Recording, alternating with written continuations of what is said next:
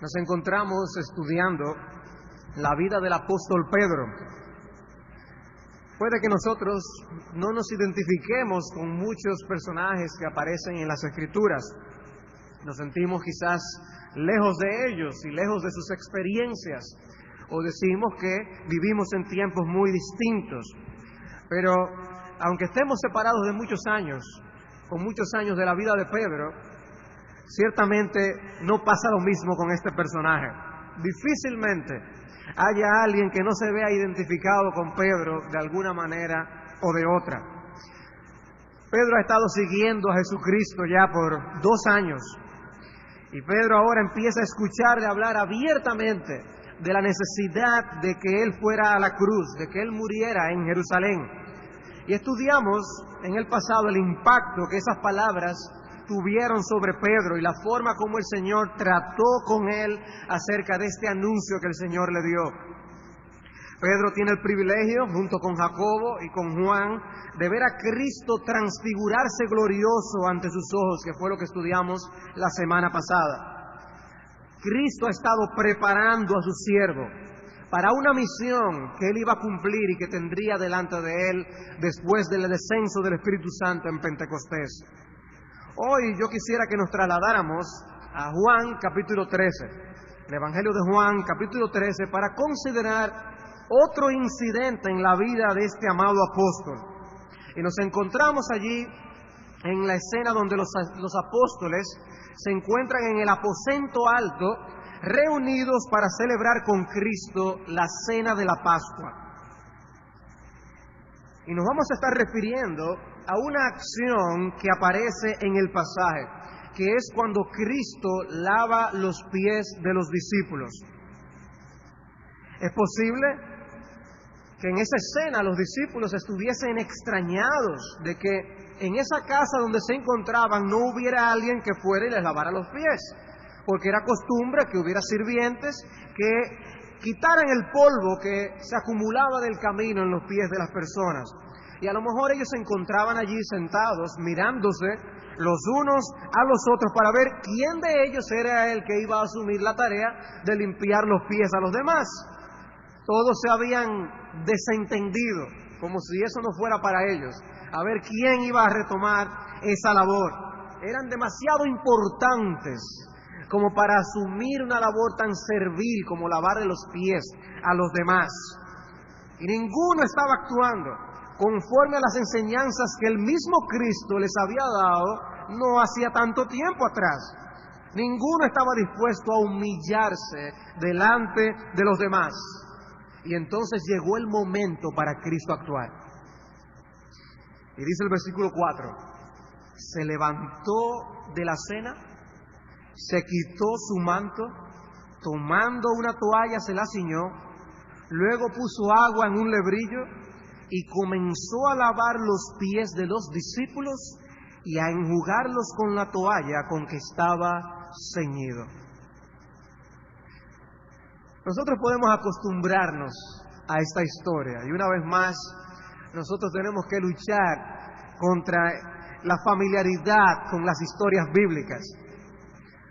Porque cuando Cristo hace esto, cuando Él se levanta de la cena y hace esta acción de limpiar los pies de los discípulos, podemos imaginarnos que la escena allí, el ambiente, estaba ellos hablando los unos con los otros, y podemos quizás imaginarnos el cuchicheo.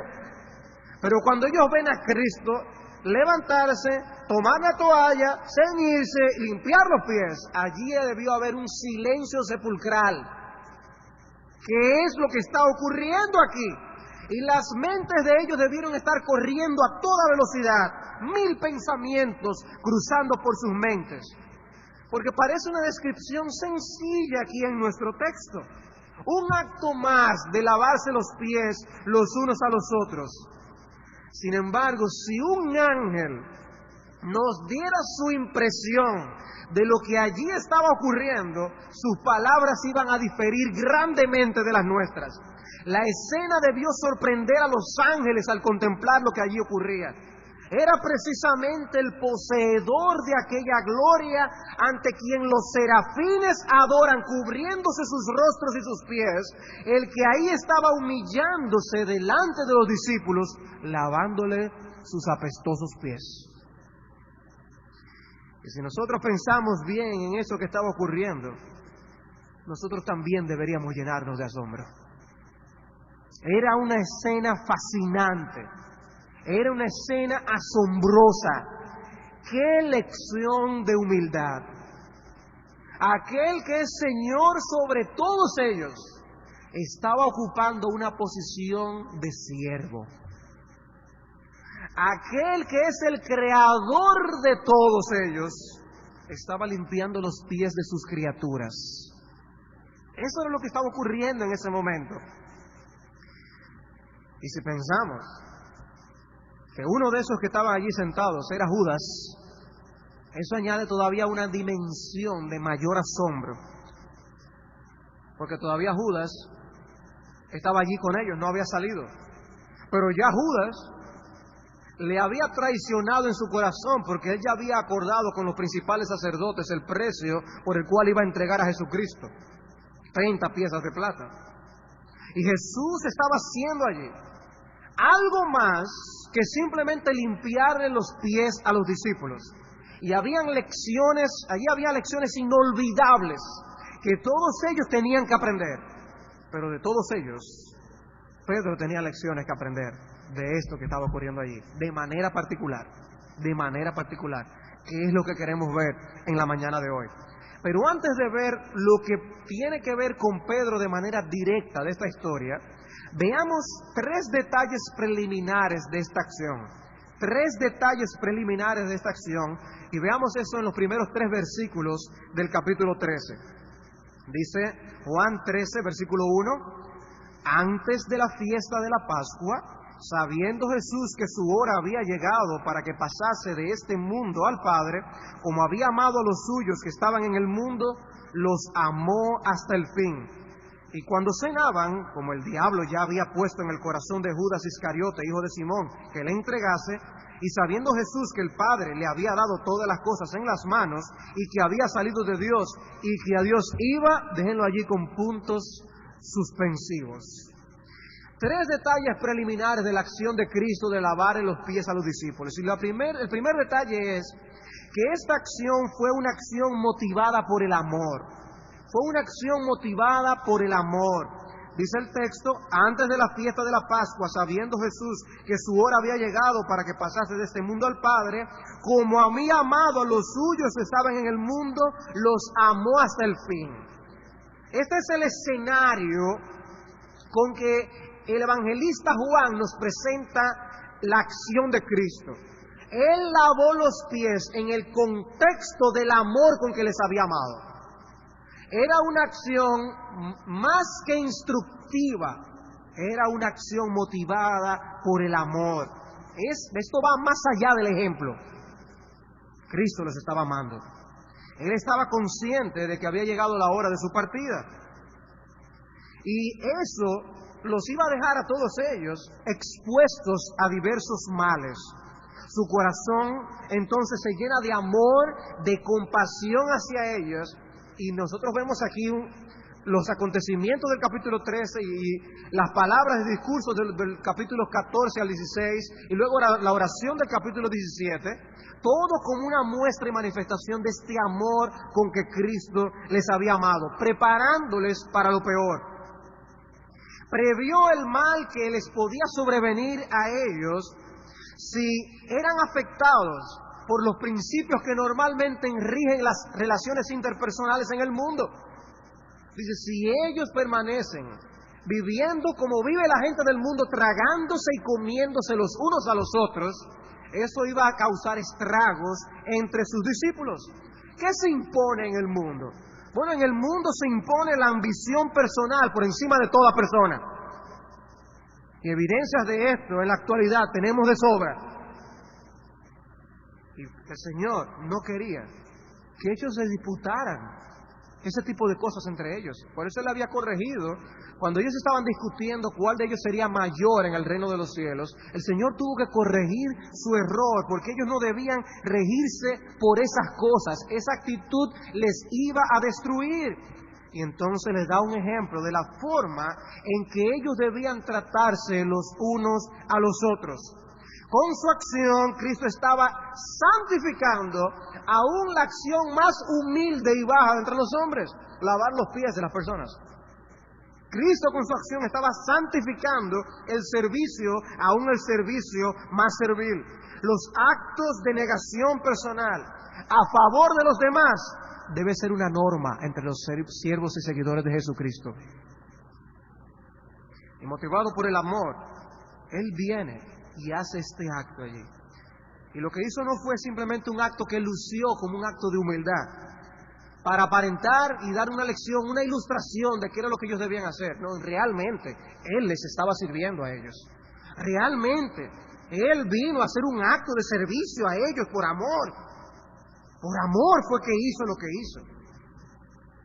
Eso es parte del escenario en el cual Cristo hizo esto. Pero lo segundo es acerca de estos detalles preliminares de esta acción de Cristo. Es que fue una acción totalmente libre de amargura e indignación.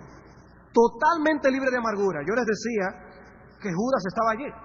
El versículo 2 dice, y cuando cenaban, como el diablo ya había puesto en el corazón de Judas Iscariote, hijo de Simón, que le entregase, de manera que lo que está ocurriendo allí es con este hecho como trasfondo, la negación, la traición de Judas. Y con eso de trasfondo, Cristo viene y le lava los pies aún a Judas también. Aún a Judas también. No solo estaba el Señor libre de toda amargura, de toda indignación con respecto a los discípulos en sentido general, por las cosas que ellos hacían, los pecados que cometían en su presencia, sino especialmente en el hecho de que allí estaba Judas el traidor, que le iba a vender por 30 piezas de plata. Y Juan el Evangelista lo destaca de manera especial. Porque es sorprendente. Piensa tú, ¿qué tú harías si tú sabes que a ti tú serías sujeto de una traición semejante? ¿Le lavarías los pies a esa persona? ¿Cómo te sentirías tú? Pues aquí en el trasfondo está Cristo lavándole los pies a Judas, el que le traicionó. Eso es parte de lo que está allí atrás en la historia. Y en tercer lugar, la acción de Cristo no solamente estaba libre de indignación y estaba motivada por el amor, sino que fue una acción realizada en plena conciencia de su identidad. En plena conciencia de su identidad. No fue que a Él se le olvidó quién Él era. Él estaba consciente de quién Él era. Versículo 3.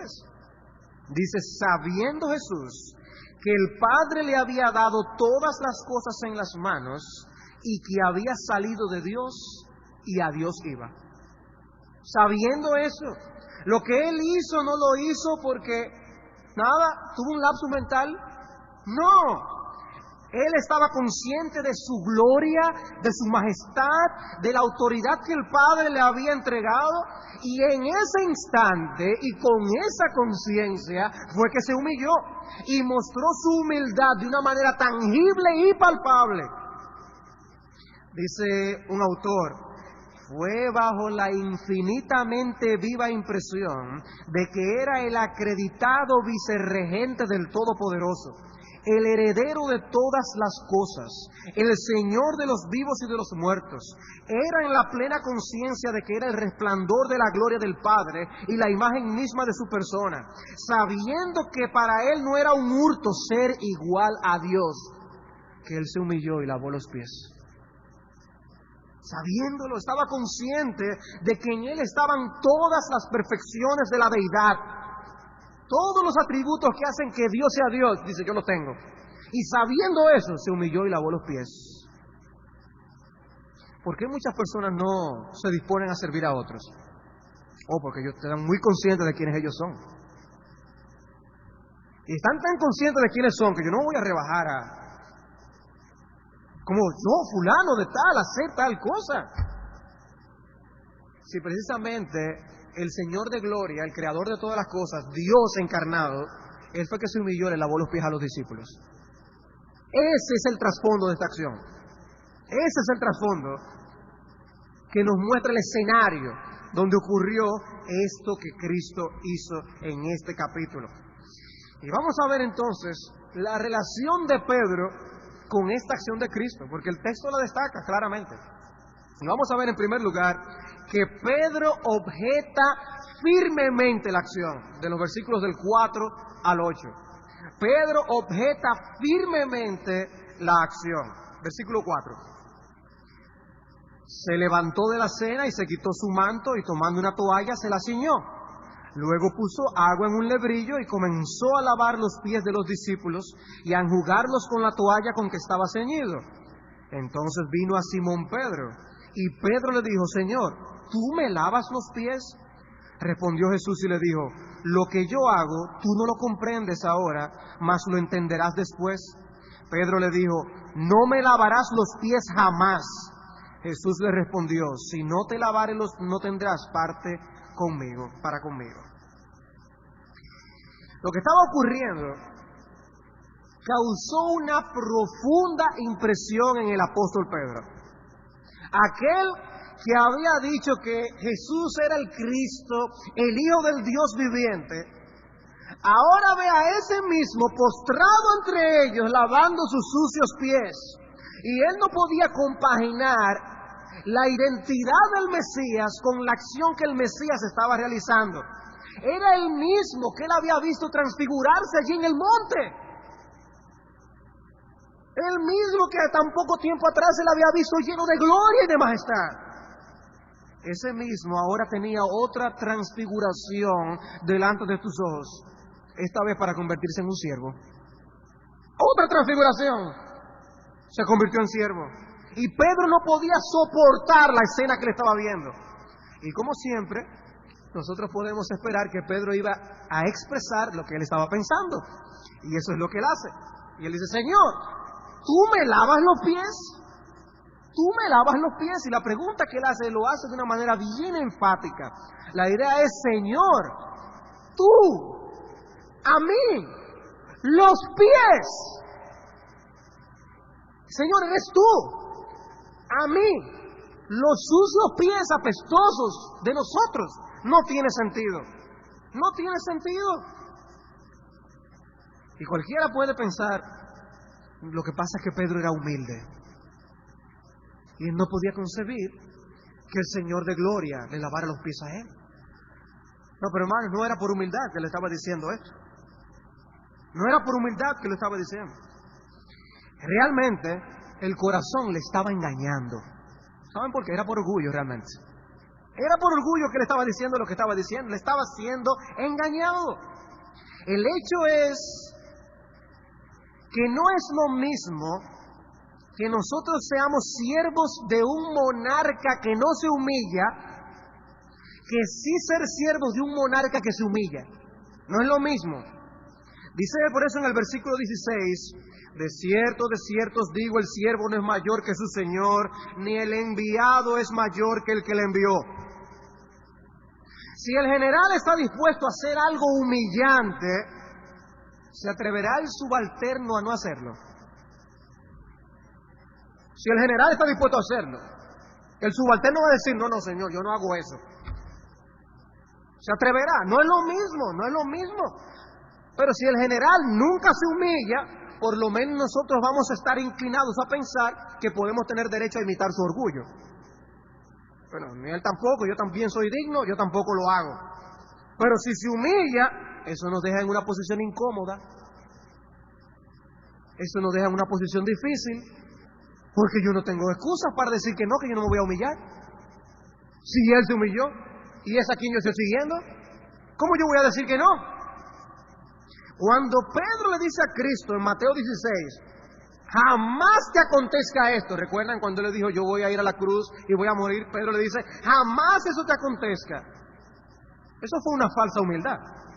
Él no estaba diciendo: no, Señor, pero ¿cómo es posible que eso te va a ocurrir a ti? No, por eso el Señor los reprendió, y los reprendió duramente, como ya nosotros hemos estudiado. En lugar de eso, él debía decir: Señor, habla, que tu siervo escucha.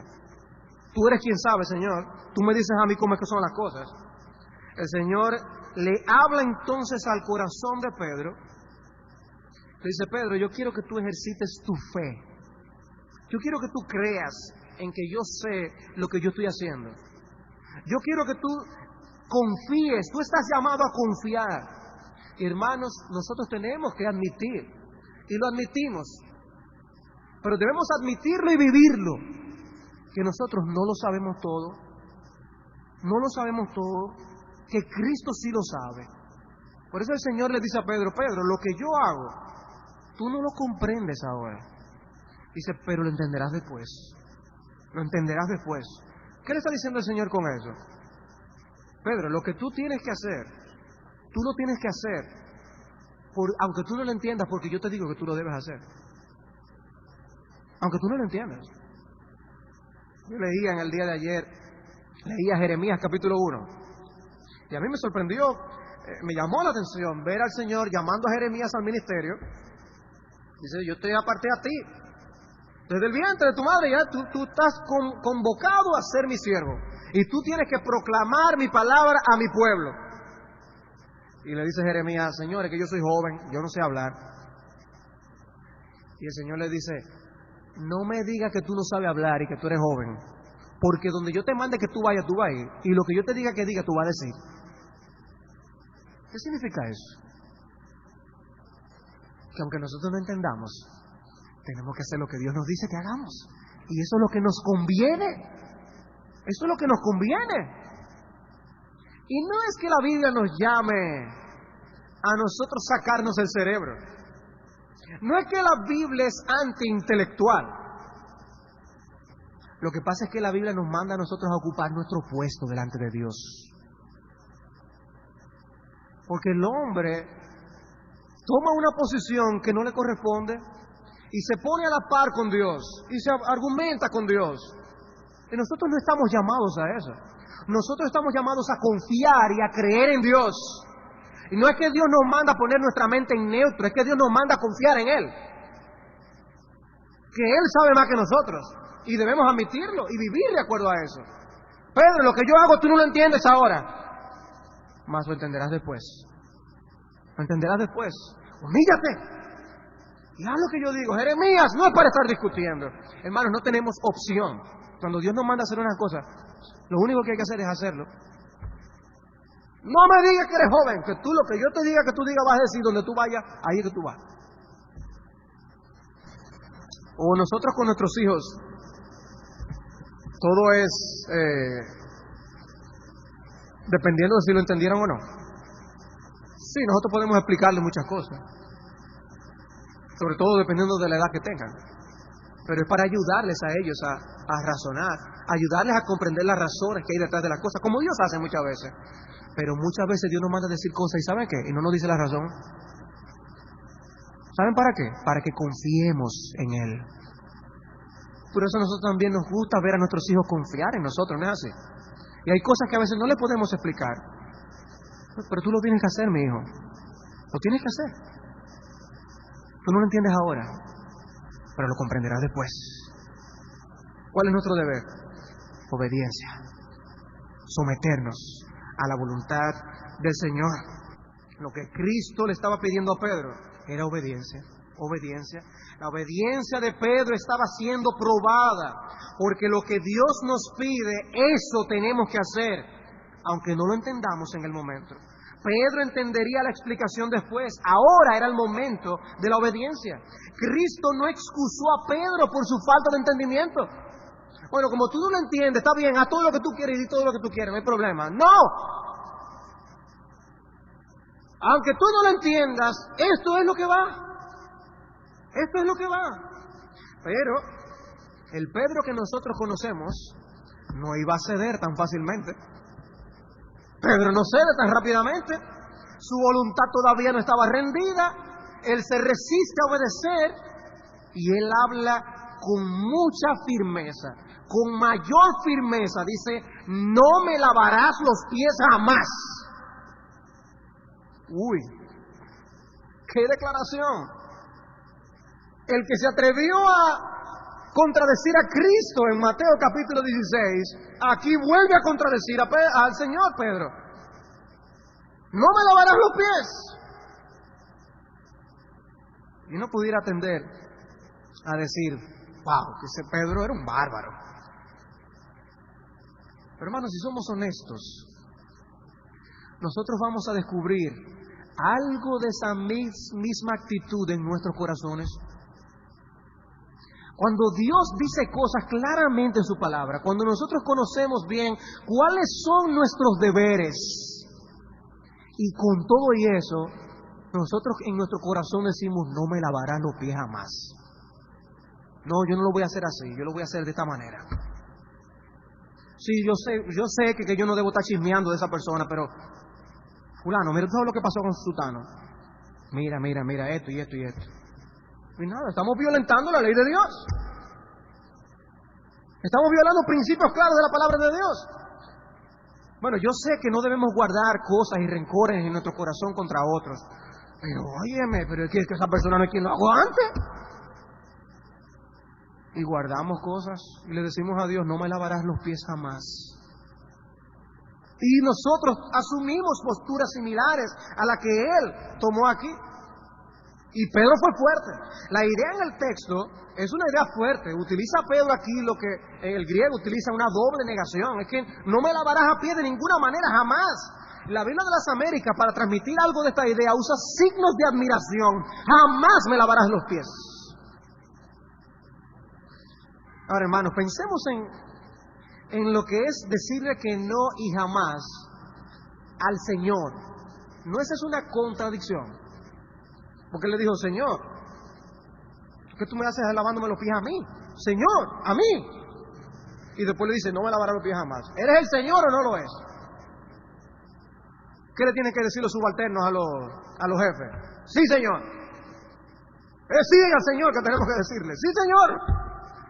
No decirle no y jamás. De manera que esa reacción de Pedro no estaba conforme a la realidad que él sabía de quién era Cristo. Pero va conforme a su carácter. Es que Pedro es así. Pedro es así. ¿Tiendes tú a decir eso con respecto a tu carácter cuando tú desobedeces en algunas áreas? Es que yo soy así. Dios me hizo así. Podemos excusar a Pedro porque él es así. Y él, como era tan volátil, le iba a decir que no al Señor. ¿Podemos excusarnos tras eso? No, hermanos. El carácter nuestro no nos justifica para pecar contra Dios. Eso lo único que debe llevarnos es a estar conscientes de cuáles son nuestras fortalezas y debilidades. Pero nunca debe eso llevarnos a desobedecer al Señor. Pedro no estaba hablando con titubeo aquí. Pedro estaba hablando con seguridad. Pedro no concebía la idea de que él estaba equivocado. Él se rehusó a obedecer. Jamás yo voy a hacer eso, Señor. La parte positiva que podemos ver que era una persona que no escondía sus sentimientos. Y podemos alabar su sinceridad en esa manifestación, en ese momento. Pero la parte negativa que sobresale aquí es la confianza con la que él habla.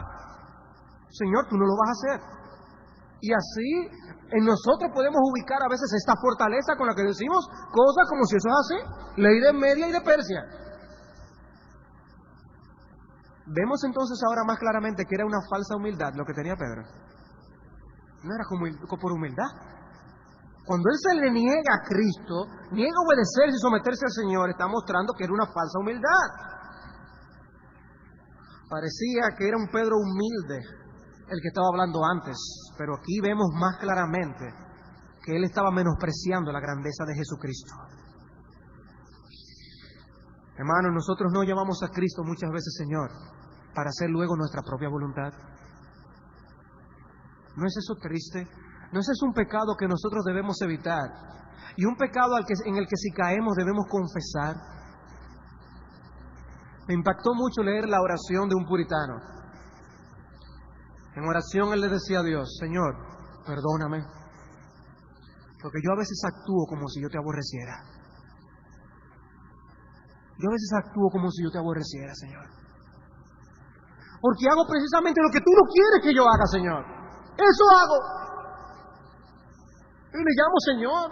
Y venimos y cantamos aquí como ángeles. Pero hacemos nuestra voluntad. Y las cosas las hacemos como queremos. ¿Por qué me llamáis Señor, Señor y no hacéis lo que yo digo?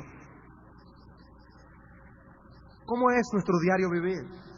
Actuamos ante un Dios que creemos que es sublime, que es lleno de gloria y que nosotros somos realmente más que solamente sus siervos.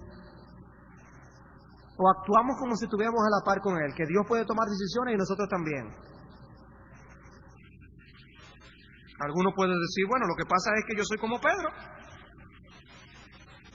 Entonces, si tú eres como Pedro, yo te invito a admitir tus errores como también luego Él los admitió, que es lo que vamos a ver en un instante. Pero el punto es que el Señor le deja ver a Pedro que la sumisión a Él no es una opción. La sumisión a Dios no es una opción, hermanos. Aquel que disfruta de la salvación del Señor y que forma parte de su reino debe mostrar la actitud de un siervo del Señor. No hay opciones, no hay otras opciones. Ahora bien, el hecho de que Pedro haya sido el que mostró una actitud incorrecta, externamente hablando, en esta escena que nosotros estamos estudiando aquí, eso no debería llevarnos a nosotros a pensar que solamente él fue que hizo algo incorrecto en medio de toda esta escena que está aquí ocurriendo. No. Pedro, recuerden, es el que externaliza sus pensamientos, su mente. Él da a conocer lo que está pensando acerca de todas las cosas.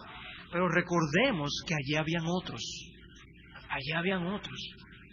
que no tenían corazones rectos para con Dios, que también dejaron de servirse los unos a los otros. Y aún un Judas que había allí, aún un Judas. ¿Sabe qué nos enseña eso, hermanos, a nosotros? Que nosotros debemos tener cuidado de cuando nosotros vemos a un siervo de Dios caer, a un creyente caer, un hijo de Dios caer. No por eso pensar que porque nosotros no hemos cometido esa misma acción, nosotros estamos más limpios, de que nosotros somos necesariamente mejores. Porque si fuéramos a juzgar por lo que pasó de este evento, Judas era un santo. Pero no lo era. Era un traidor. Era un traidor, pero estaba calladito allí, tranquilito. Él no dijo, como dice la gente, ni esta boca es mía, esta boca es mía. Tranquilito. Nadie iba a pensar nada malo de él, sí de Pedro, que fue que habló. Nosotros, sirviendo a Dios, vamos a meter la pata. Sirviendo a Dios, vamos a caer. Pero debemos preferir que a nosotros nos maten en medio de la batalla que nosotros descansando y echando un sueño en la trinchera. A nosotros que nos maten en la batalla sirviendo a Dios, no pasar por buenos no haciendo nada. Nosotros tenemos que servir a Cristo. Y aun si esas cosas nos exponen a las críticas, si estas cosas nos exponen a los demás, si esas cosas nos exponen a peligros por los que otros no experimentan, así es. Porque aquí hay mucha gente que a lo mejor va a pasar por desapercibido, no se va a decir nada malo de ellos, ellos no van a meter la pata delante de otras personas, pero tampoco van a hacer nada. Tampoco van a hacer nada. Era un escritor que decía que lo único que debe pasar para que el mal triunfe es que los buenos no hagan nada. Que los buenos no hagan nada. El temor a meter la pata no nos debe llevar a evitar no hacer nada. Nosotros tenemos que adornar el Evangelio con nuestras buenas obras. Y haciendo las buenas obras, ¿sabe qué va a pasar? Que nos vamos a equivocar y vamos a meter la pata. Y Pedro metía la pata, pero él estaba fajado haciendo muchas cosas. El que nunca hace nada no va a meter la pata. ¿Qué dice Santiago acerca de los que son maestros? No os hagáis maestros muchos de vosotros, sabiendo que recibiréis mayor condenación. ¿Quiénes son los que más se equivocan diciendo lo que no deben o lo que más hablan? Los pastores están muy expuestos a decir cosas que no deberían. Los maestros, no, a lo mejor tú no vas a querer ser maestro porque eso te va a exponer. A lo mejor tú no vas a denunciar el mal porque eso te va a exponer. Puedes meter la pata, pero si tú te eximes de servir a Cristo, no eso te impide servir a Cristo por el temor y el temor y el temor a lo que pueda pasar, tú nunca vas a hacer nada para la gloria de Dios. Judas pasó muy bien aquí en esta escena, pero no tenía un corazón recto para con Dios. Y es 1000 veces mejor ser un Pedro que cayó como cayó aquí que un Judas. Mucho mejor. Bien. Habiendo visto entonces cómo Pedro objeta firmemente la acción de Cristo, pasemos a ver ahora cómo Pedro asiente efusivamente a la acción. Cómo Pedro asiente efusivamente a la acción. Versículos 9 al 11. Juan 13, del 9 al 11. Le dijo Simón Pedro: Señor, no solo mis pies, sino también las manos y la cabeza. Jesús le dijo: el que está lavado no necesita sino lavarse los pies, pues está todo limpio, y vosotros limpios estáis, aunque no todos. Porque sabía quién le iba a entregar, por eso dijo: no estáis limpios todos. ¿Qué hace Pedro? Que pasa de un extremo al otro. Es cierto que hemos visto a un Pedro que ha sido rápido en meter la pata, pero qué bueno que vemos también a un Pedro que está rápido para sacarla. Rápido para arrepentirse y enmendar sus caminos. No pensemos solamente en la cantidad de veces que metía la pata. Vemos cómo él se arrepiente. Vemos cómo él da marcha atrás a sus errores. Y él no permaneció firme en su terquedad. Cambió de parecer. Estuvo dispuesto a abandonar su postura con rapidez. Había disposición al cambio y a colocarse a sí mismo en el camino de la obediencia. Si hay que lavarse, lávame completo entonces. Méteme en la ducha, Señor. Y el Señor aprovecha y extrae una lección espiritual en medio del ambiente. Y Él utiliza un lenguaje físico acerca del lavamiento y del lavarse del baño para traer una lección espiritual, porque nuestro Señor no desperdiciaba oportunidad para traer lecciones. Miren qué bien. Él toma una lección del simple hecho de bañarse y de lavarse y trae una lección espiritual. Eso debe abrirnos los ojos a nosotros, padres, cuando tenemos tantas oportunidades de traer instrucciones a nuestros hijos, de cosas que pasan a nuestro alrededor. Debemos imitar a nuestro maestro en traer esos principios, esas lecciones que se graben en la mente de ellos. Qué fácil es aprenderse una lección con una ilustración como esta. Pues debemos nosotros facilitarle las cosas también a nuestros hijos. Y vamos a traer esas aplicaciones con estas ilustraciones.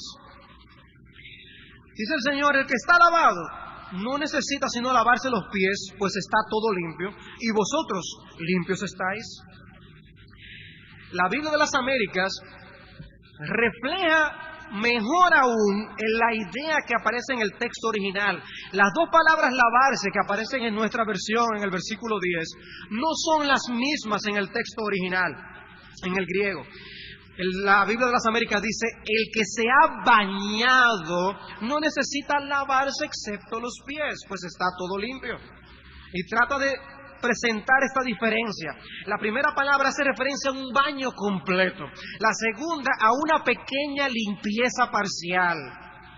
Y así como una persona que se ha dado un baño completo no necesita sino limpiarse alguna parte que se haya ensuciado un poco, el que ha sido regenerado, salvado, santificado por Cristo en su sangre, no necesita volver a nacer de nuevo y convertirse otra vez.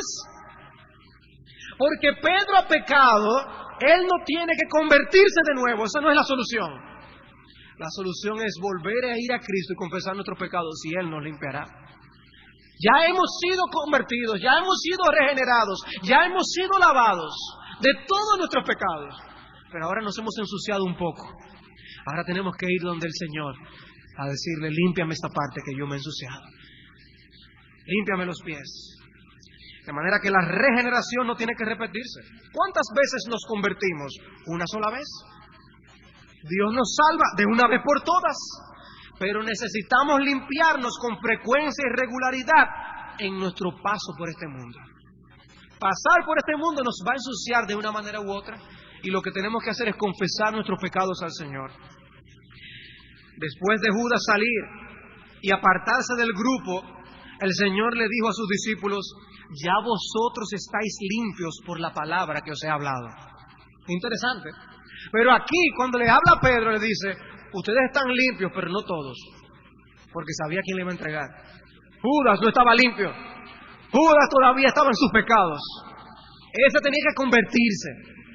Cuando él sale, le dice en el capítulo 15, ya ustedes están limpios. ¿Ustedes están limpios? En Apocalipsis 1:5, Cristo es descrito como aquel que nos amó y nos lavó de nuestros pecados con su sangre. Cristo con su sangre nos limpia de toda maldad. Por eso podemos llegar a su presencia en la eternidad.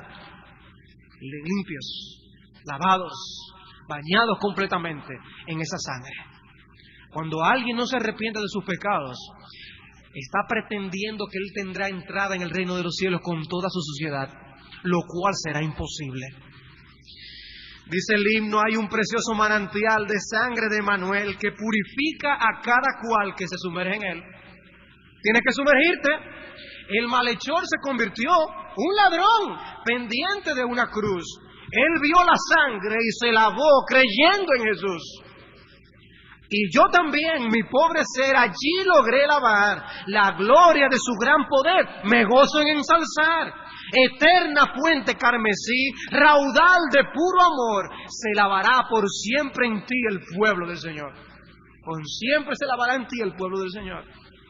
¿Y qué tenemos que hacer si nos ensuciamos? Vamos allí a lavarnos otra vez. Vamos a limpiarnos la parte que esté sucia. Confesemos nuestros pecados a Dios y el Señor nos limpiará. Él nos limpia de todo pecado si confesamos nuestros males a Él. ¿Cómo somos aceptos delante de Dios? Por medio de ese baño inicial. Una vez en el amado, una vez en Cristo, nosotros no tenemos que volver a convertirnos otra vez, pero sí tenemos necesidad de confesar nuestras faltas diarias.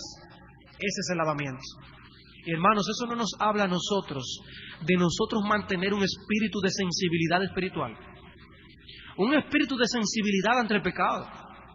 Por eso era que el puritano podía decir, Señor, yo he actuado como si yo te aborreciera. Si nosotros no tenemos esa sensibilidad es porque nunca se ha obrado el arrepentimiento bíblico. Nosotros tenemos que arrepentirnos de nuestros pecados. Y después de habernos arrepentido para salvación, mantenernos arrepintiéndonos y confesando nuestros pecados. Limpiándonos en esta sangre. Primera de Juan capítulo 1, versículo 5. Primera de Juan 1:5. Nuestros pecados no cancelan la obra de Cristo hecha a nuestro favor. Pero nosotros no podemos descansar tranquilos en medio de nuestros pecados y debilidades. Tenemos que limpiarnos continuamente. Primera de Juan 1:5. Dice, este es el mensaje que hemos oído de Él y os anunciamos. Dios es luz y no hay ningunas tinieblas en Él. Si decimos que tenemos comunión con Él y andamos en tinieblas, mentimos y no practicamos la verdad. Pero si andamos en luz, como Él está en luz, tenemos comunión unos con otros. Y la sangre de Jesucristo, su Hijo, nos limpia de todo pecado. Si decimos que no tenemos pecado, nos engañamos a nosotros mismos y la verdad no está en nosotros. Si confesamos nuestros pecados, Él es fiel y justo para perdonar nuestros pecados y limpiarnos de toda maldad. Si decimos que no hemos pecado, le hacemos a Él mentiroso y su palabra no está en nosotros. Todos nuestros pecados han sido perdonados en Jesucristo. Él pagó por ellos en la cruz del Calvario. Pero eso no significa que ahora nosotros podemos pecar más para que la gracia abunde. No, de ninguna manera. Nosotros vamos a seguir tratando con nuestros pecados. Vamos a pedirle a Dios que nos mantenga sensibles al pecado. Si no, nosotros estamos pisoteando la obra de Jesucristo en la cruz. Dice Horacio Bonar en uno de sus sermones, aprendamos de esto a cómo tratar con nuestros pecados diarios. Suponga que he pecado, suponga que me enojo, ¿concluiré que nunca he sido aceptado, que este pecado me ha sacado de su aceptación? No, pero aferrándome a mi aceptación, voy y confieso mi ira al Maestro. Suponga que permito que el mundo entre a mi corazón y quizás por días me torno frío y dejo de orar. Diré, ¿nunca he sido un hombre perdonado? ¿O esto ha quebrantado la reconciliación? No. Sencillamente tomo mi mundanalidad, mi frialdad y mi falta de oración a Dios, voy y lavo mis pies tan a menudo como lo necesite. Y eso es a cada momento. Pero al hacer eso, nunca pierdo de vista el hecho bienaventurado de que he sido lavado y que nada puede alterar ese hecho, nada puede invalidar sus efectos, permanece inmutable. Una vez lavado, lavado para siempre. ¡Qué bendición! ¡Qué bendición! ¡Qué obra tan perfecta! ¡Qué obra tan completa! Al Señor no se le olvidó un detalle. Por eso, hermanos, no podemos pecar para que la gracia abunde. Antes más, cuidarnos para no ofender a nuestro Dios. ¿Cómo vamos a tratar así a aquel que nos ha amado con tan grande amor? Él es el amor mismo. ¿Y vamos a aborrecerle? ¿Nos vamos a ensuciar los pies por el hecho de que ya hemos sido bañados? De ninguna manera. Si hemos muerto al pecado, ¿cómo viviremos aún en él? ¿Qué le dijo el Señor a aquella mujer? Vete y no peques más. Vete y no peques más. Así debemos salir nosotros de haber recibido a Cristo en nuestro corazón, con la disposición de no pecar más.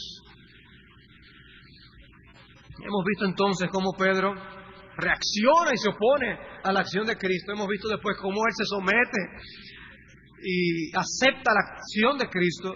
Veamos finalmente, en cuarto lugar, cómo Jesús explica la acción. Versículos 12 al 17. Jesús explica lo que él ha hecho. Juan 13, 12 al 17. Así que, después que les hubo lavado los pies, tomó su manto, volvió a la mesa y les dijo: ¿sabéis lo que os he hecho?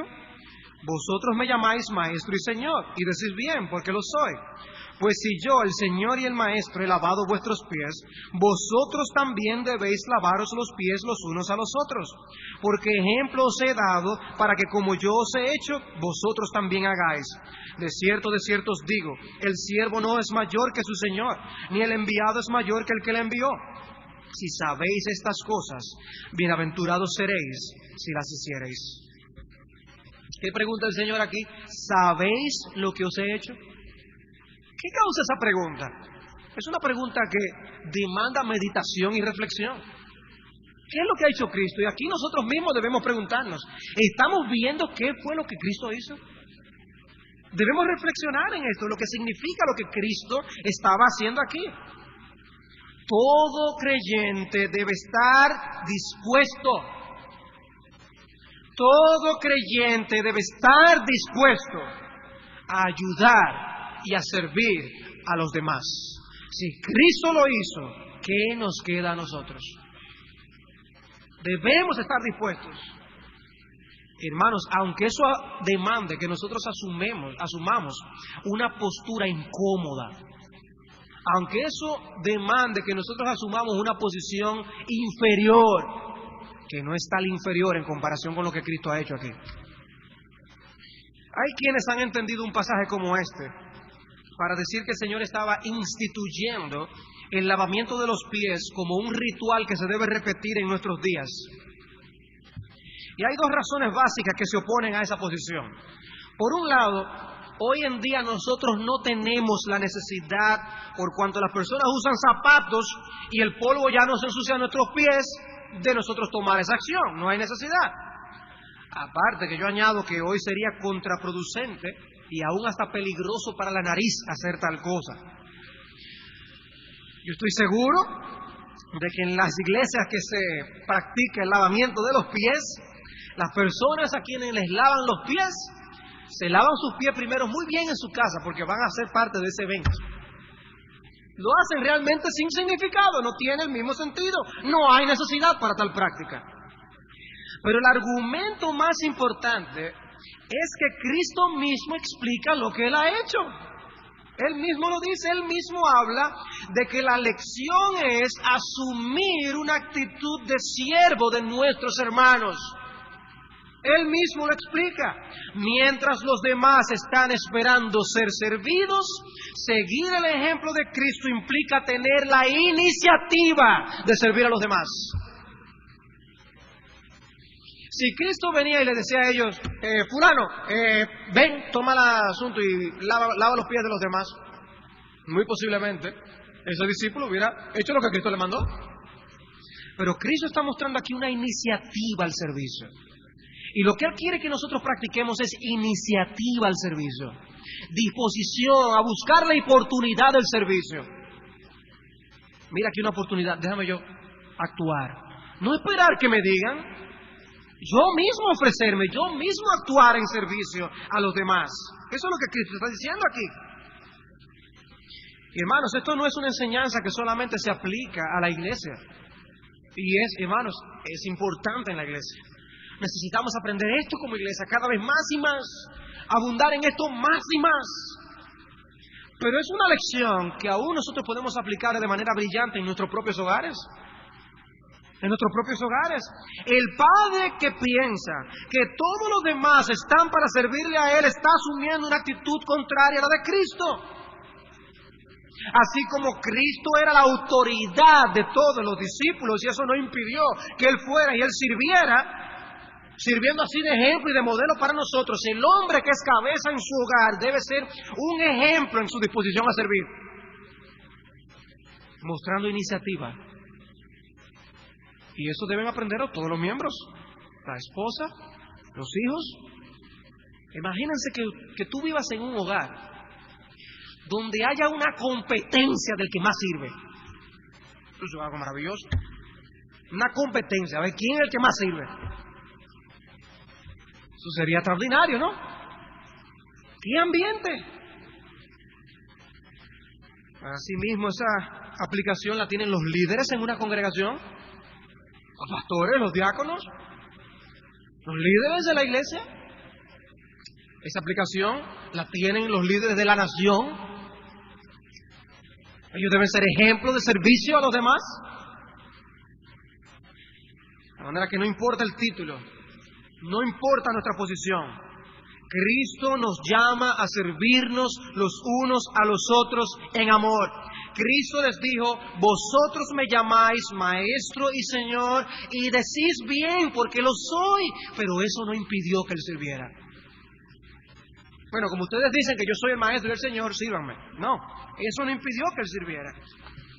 De manera que eso nos enseña a nosotros que debemos tener cuidado con la importancia que nosotros le damos a los títulos y a las posiciones. Debemos tener cuidado. Lo que Jesús hizo, no lo hizo obligado, sino voluntariamente. Y nosotros también debemos servirnos voluntariamente los unos a los otros. Y aprendió Pedro la lección. ¿Aprendió Pedro de esta experiencia que él vivió aquí con Cristo? Yo creo que sí. Y podemos ver algo de esto en 1 de Pedro capítulo 5.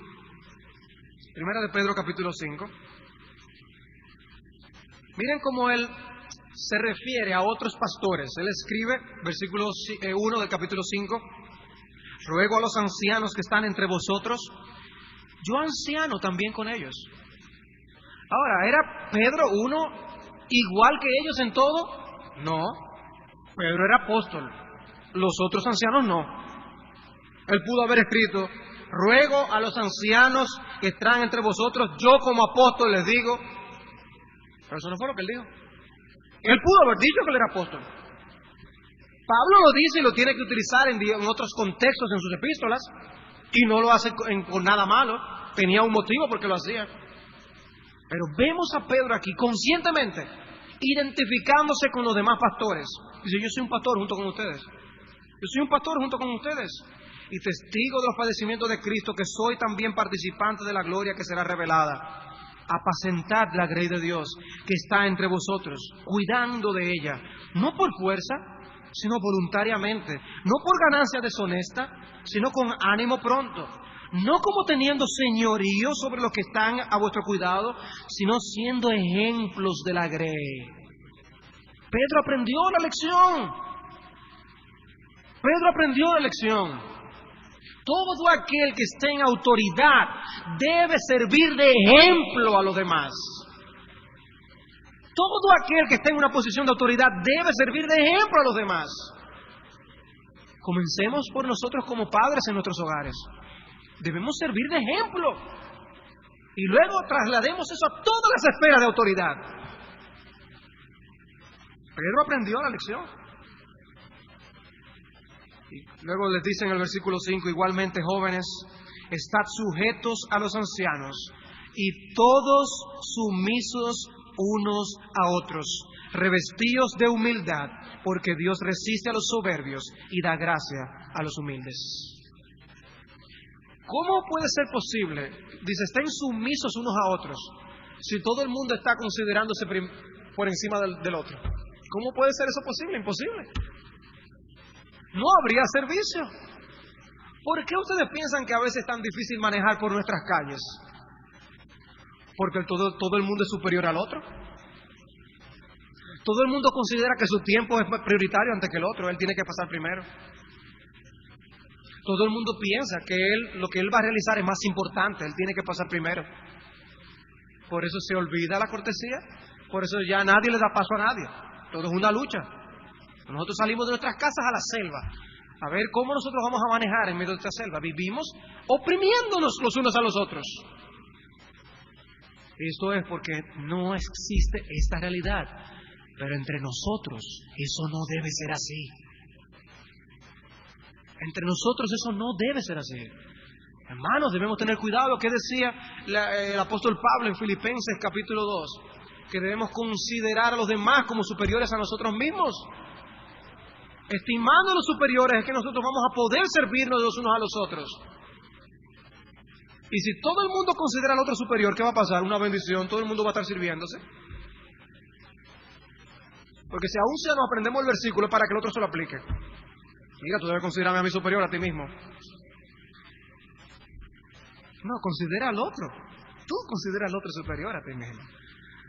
Y entonces te humillarás. Y entonces servirás. Si Cristo lo hizo, ¿qué te impide a ti hacerlo? ¿Qué te impide a ti hacerlo? A los discípulos se les dificultó entender cuál era la misión de Cristo. Pero una vez comprendieron, eso los transformó completamente. Cristo dice que el Hijo del Hombre no vino para ser servido, sino para servir y para dar su vida en rescate por muchos. Eso fue lo que vino Cristo a hacer. Él no vino a ser servido, Él vino a servir. Y el Señor estaba aquí moldeando a Pedro. Estaba transformando a este hombre para convertirlo en un instrumento de su gracia y de su gloria. Él tenía que cincelar, como dice un autor, a este hombre para moldear en él aquella persona que realmente iba a ser útil en su reino. Aquella persona que iba a hacer bien a los demás, que no iba a pasar por este mundo como un cero a la izquierda, sino que alguien que iba a ser útil a la sociedad y a su generación. Joven que estás aquí, ¿para qué sirve tu vida? ¿Para consumir un plato de comida más? ¿Para llenar un espacio más en este mundo? ¿O tú estás siendo moldeado por Cristo para servir algo a esta generación? ¿Cuál es tu aporte a esta generación? ¿O tu sueño es ver si quizá de alguna manera tú puedas escribir alguna canción o componer alguna canción para que Maná lo cante? ¿Para qué vas a pasar por este mundo? ¿O consumes alimento de este planeta simplemente por una boca más? ¿Cuál es tu aporte? Dios estaba trabajando con Pedro, moldeando a Pedro, convirtiéndolo en un instrumento útil en el reino de Dios. Un instrumento útil para el servicio a la humanidad. ¿Para qué vas a servir tú? ¿Para qué? Hermanos, tenemos que hacernos la pregunta. ¿Te está moldeando Dios a ti? ¿Te está moldeando Dios a ti? ¿Te está conformando en un instrumento que va a servir para su gloria? ¿Puedes tú ser específico contestando esa pregunta? ¿En qué te está moldeando? ¿Cómo? ¿En qué áreas? ¿Qué cosas específicas está haciendo Dios? ¿Puedes enumerarlas? Porque cada uno de estos eventos particulares que nosotros estamos estudiando con respecto a la vida de Pedro fueron circunstancias y conversaciones que Dios estaba utilizando en este apóstol. ¿Y nosotros qué? ¿Cuánto nos impacta el ejemplo de nuestro maestro aquí? Nuestro maestro. Como discípulo, Pedro fue transformado. Y yo te dejo a ti esta pregunta. ¿Y tú? Como discípulo, Pedro fue transformado. ¿Y tú? Que Dios nos ayude a tener tratos con nuestra alma a la luz de estas instrucciones.